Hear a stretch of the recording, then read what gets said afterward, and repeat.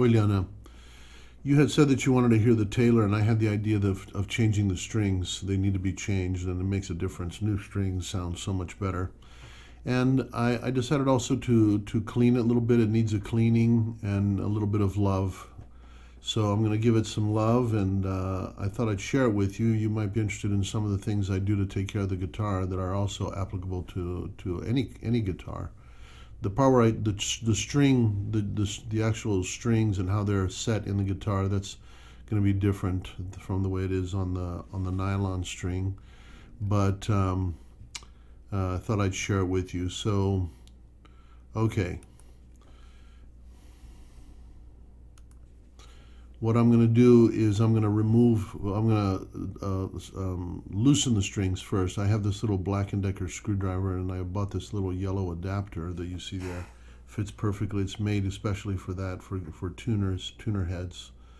And I'm just going to loosen everything. I'm going to speed things up a little bit here to get through this part. But once the strings are loosened, then I'm just going to cut them in the middle, so it makes it a little bit easier to remove them. So here we go. I don't know if you notice the light change there. Okay, so now I'm gotta just take them off here from this winding. I would do this on the nylon too to remove strings. You can see on the fretboard there's some marks. I don't know if you noticed, but right there on the fretboard, on the top of the fretboard closest to the head, there's some gunk and stuff there that needs to come off. So I have this little plastic tool where I remove the pins, as you saw there. And then what I'm going to do is I'm going to put, if you notice there's a Brillo pad up. If you look at the screwdriver just to the right on top, well, I just grabbed it, moved it over. That's a Brillo pad, Palleggiasso. And it's a very fine one. It's the finest there is. It's got a 000 rating. But it's going to release a lot of little ferrulhos, little things like that of metal, and it'll be easier to throw it all away if it's on the paper towel. I can just wrap it all up. But I also want to protect the guitar here. This is a very low adhesive tape. I don't want to, when I pull it off, I don't want to rip off the finish of the guitar. So this is a very mild tape. I'm just protecting the sound holes so that metal shards and things don't get in there. And the part of the guitar closest to the fretboard too, because I'm going to put a little oil on that fretboard. I want to protect every part of the guitar there. So here I'm just going over the fretboard very, very lightly. I don't want to damage it. I don't want to change its shape or anything like that. I just want to remove the top layer of gunk that's on there. And as I got close to the head, I remember that I forgot to protect the head, so let me go ahead and do that now. Just put some tape there. I'm going to go over the fretboard again, kind of a fast motion here, but just to take everything, clean everything up. And then a fine bristle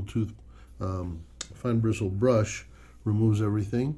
Then I use this fretboard finishing oil. This is a combination of oils, and different vegetable oils, and it's going to make a big difference here if you look at the fretboard. And now I'm going to remove the excess, and that's the final state of the fretboard. You can see how much nicer it is, more shiny and more supple. Here I'm using a dentist tool because the little grooves in the nut are getting full of meleca. I'm considering taking that to a luthier and have it properly, the nut changed. Here I'm going to use some mild soap. This is just dishwashing soap, highly diluted. There's almost no soap in there. It's just to remove any like sweat marks or oils or whatever from the hand and so on that's on the guitar itself. And I'm going to go over it again with a little bit of just water, just to remove whatever small amount, minuscule amount of soap there is on the body of the guitar. And then we're going to go at it with wax. So this is just regular car wax. It's called Cabanuba or something like that. So just waxing everything, giving it a nice shine, buffing it, giving it a really nice shine, and you'll see how nice it looks here in just a minute.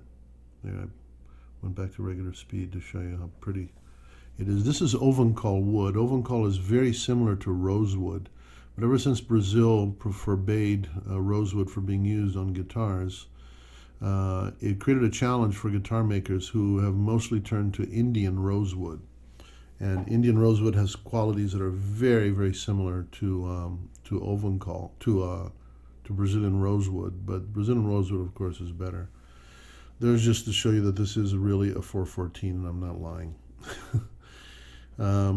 And Ovencall has many characteristics. Characteristics are very similar to those of Brazilian of redwood, Indian rosewood. I keep saying redwood, Indian rosewood, and Brazilian rosewood. So here, what I do is I put my hand in there and I make sure that the strings are nice and tight. There's no slack there, so that the string at the base is resolvido. It's not going to pull anymore. Here I went to regular speed because I wanted to show you this really cool little thing. Maybe I can send you one of these one day. It allows you to look inside the guitar very easily. There's a little light that you can turn on right there. And now I can go in there and make sure that the strings are properly attached and the pins are in there properly and so on. And everything looks just perfect. So we're in good shape. But it's a nice tool. And depending on the size of your mouth, you can also be used to look at your teeth. So there's now the strings. I'm going to do the first one just to show you what I do. Though I don't think this is applicable, as I said, to nylon, but I'll show you anyway. So I'm just going to take it and kind of stretch it a little bit, so there's kind of stretch, but not all that much. And I'm going to cut it up at the top there, one length extra of pins. So I'm going to attach it to that first pin on the head, but you notice that I'm cutting it at the second pin. That gives the string about exactly how much it needs to wrap around the pin 2 to 3 times. And that's the same formula for all the strings. So now I just put it in so it protrudes just a little bit back there. And then I start tightening it. And as I start tightening it, I'm going to hold the string down so that it comes in from the bottom, so that it never overlaps what's already rolled around there. It just always comes in from the bottom and pushes the other parts up.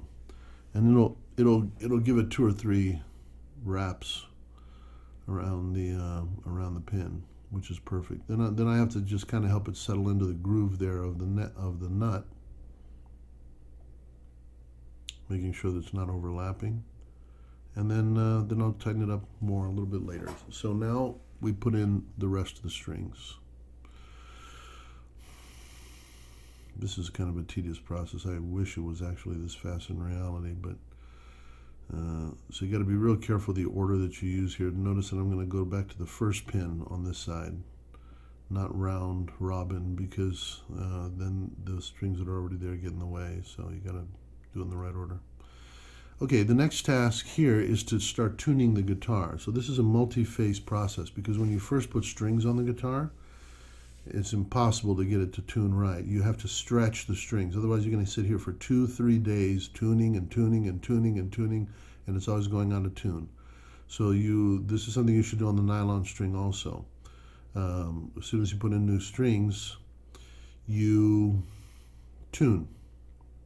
So you can see there I plugged the string and the tuner responded. It's a stroboscopic chromatic toner. It's very precise. And I'm not really worried about getting the tuning exactly right, just kind of want it in the ballpark, because at this point, if I were to pluck a string, it would be out of tune again by now. So now what I do is I'm going to take this tool. You can do this with your fingers also, just stretch the strings. But the tool makes it easier to do that. It doesn't hurt the fingers as much, and it's a little more consistent. So I can do that. I can slide it up and down and stretch the string everywhere.